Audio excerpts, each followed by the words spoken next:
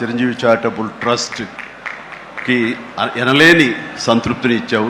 తద్వారా నాకు ఎంతో సంతోషాన్ని మిగిల్చావు అవినాష్. It's wonderful.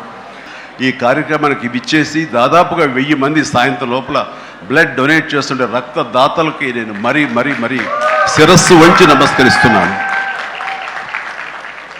వాళ్ళు ఈ రోజున బ్లడ్ ఇవ్వటం అన్నది కేవలం వాళ్ళకి ఎనలేని సంతృప్తి వస్తుంది, కానీ ఆ బ్లడ్ మూలంగా ఒక ప్రాణం కాపాడబడుతుంది. ఇది నేను ఎప్పటి నుంచో ఎన్నో ఏళ్లబట్టిగా నేను అనుభవిస్తున్నటువంటి గొప్ప ఫీలింగ్ ఇది నాకు.